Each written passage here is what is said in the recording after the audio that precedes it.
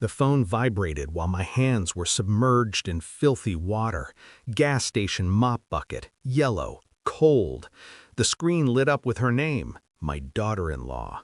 I didn't answer immediately. I squeezed the mop once, slow, listening to the water drip like a countdown. When I picked up, she didn't say hello. "If you want to join Thanksgiving," she shouted, loud enough for someone else to hear, "come wash the dishes. That's all you're good for." Silence sat between us, thick. I could hear laughter behind her, my son's voice, confident, relaxed. The same son who fired me from my own department 3 months ago. "You're a liability, Dad, a broke caveman. Times have changed." I looked at my reflection in the stainless steel sink, 61 years old, bent shoulders, gas station vest. I replied with one word, "Enjoy." I hung up before she could breathe again. That night, while I scrubbed oil stains off concrete, an old sedan coughed its last breath at pump 3. The driver stepped out slowly, white hair, cane, eyes sharp enough to cut. He looked at me for a long time. Then he said my mother's name, perfectly. I hadn't heard my mother's name spoken aloud in 40 years, not since the orphanage paperwork, not since the whispered rumor about the European man.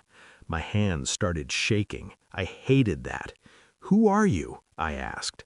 He smiled like someone who had waited decades for permission. "My mistake," he said gently. "You look exactly like her."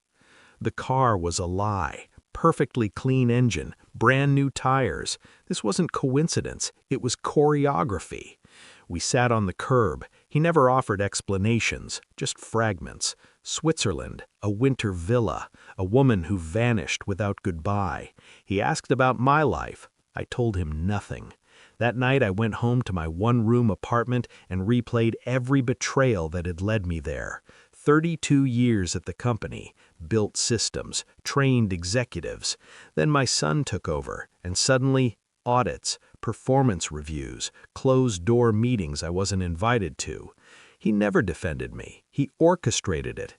My daughter-in-law handled the humiliation, publicly, enjoyably. I remembered her first smile, too sharp. Her interest in my pension, too specific. The old man's words echoed, "You were never meant to be here."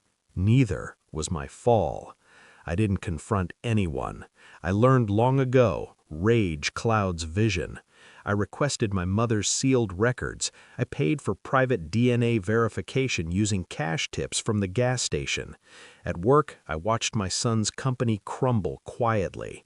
Bad investments, aggressive expansions. Someone was whispering in his ear. Her. I checked financial disclosures, shell accounts, transfers routed through Europe, Switzerland.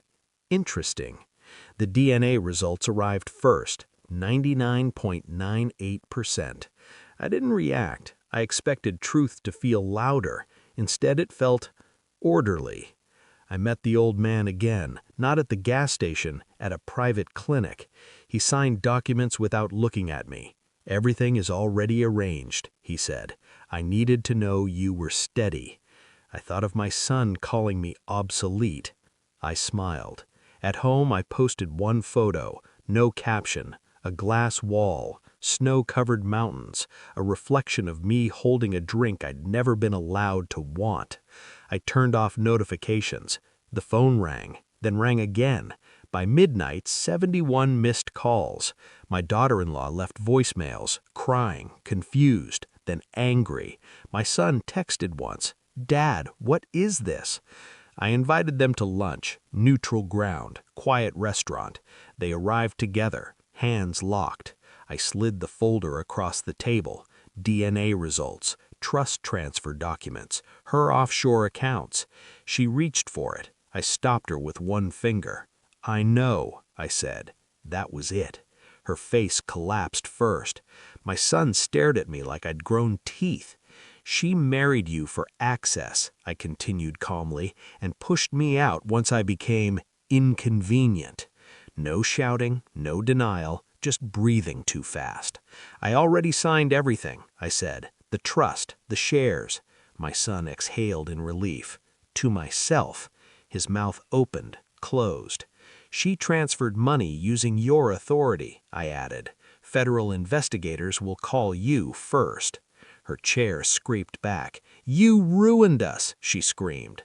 I stood. "No," I corrected. "You revealed yourselves. I just watched." I paid the bill, walked out, left them with nothing but truth and witnesses. I didn't attend Thanksgiving. I spent it in Switzerland, alone, snow falling like static. I thought of gas station floors, of mops, of being useful only when invisible. Power isn't loud, it's knowing you don't need to answer the phone anymore. When my son's name flashed again, I let it ring. Some things don't deserve closure, only silence.